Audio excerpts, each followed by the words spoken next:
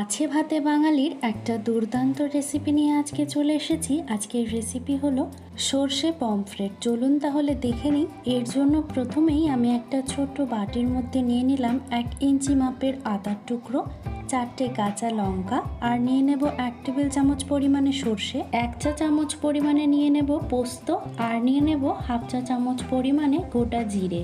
নিয়ে খুব ভালো করে বেটে নেব। দই কাতলা রেসিপিতে নেম থেকে একজন দিদিভাই কমেন্ট করেছেন, very nice recipe, looks yummy. Thank you so much দিদিভাই, এইভাবেই পাশে থাকবেন। এখন মাছগুলোকে আমি ম্যারিনেট করে নেব।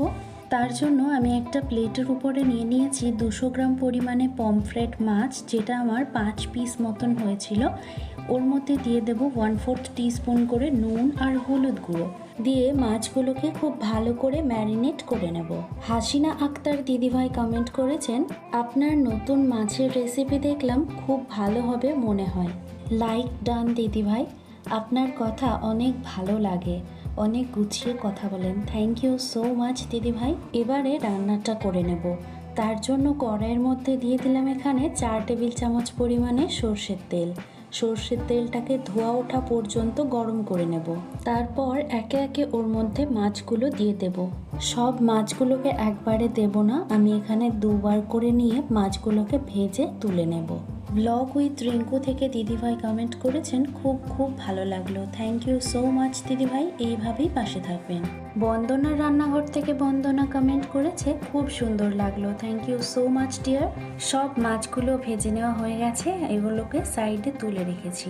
এবারে রান্নাটা করে নেব। তার জন্য ওই তেলের মধ্যেই ফোড়নের জন্য দিয়ে দেব 1/4 টিস্পুনের মতন কালো জিরে, একটা শুকনো লঙ্কা। ফোড়নটাকে কয়েক সেকেন্ডের জন্য একটু ভেজে নেব। তাহসিন কুকিং চ্যানেল থেকে দিদিভাই কমেন্ট করেছেন, লাইক দিয়ে শুরু করলাম, দারুণ লাগলো। থ্যাংক ইউ সো মাচ দিদিভাই, এইভাবেই পাশে থাকবেন। ফোড়ন থেকে সুন্দর স্মেল আসলে ওর মধ্যে বেটে রাখা মশলাটা আর দিয়ে দেবো বাটি ধুয়ে রাখা একটুখানি জল। দিয়ে দিলাম এখানে 1/4 টিস্পুনের মতন হলুদ গুঁড়ো, আর দিয়ে দেব 1/4 টিস্পুনের মতন নুন।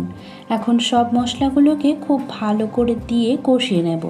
ঋতুপর্ণা নাগ দিদিভাই কমেন্ট করেছেন, দই কাতলার রেসিপি দারুণ হয়েছে। থ্যাংক ইউ সো মাচ দিদিভাই, এইভাবেই পাশে থাকবেন। মশলা থেকে তেলটা আলাদা হয়ে গেছে। এখন আমি এর মধ্যে দিয়ে দিলাম 1 কাপ পরিমাণে জল গ্রেভির জন্য।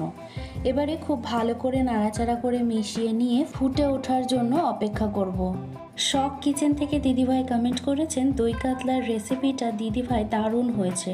থ্যাংক ইউ সো মাচ, এইভাবেই পাশে থাকবেন। এদিকে ঝোলটা ফুটে উঠেছে। এখন আমি এর মধ্যে ভেজে রাখা মাছগুলোকে আস্তে আস্তে দিয়ে দেব।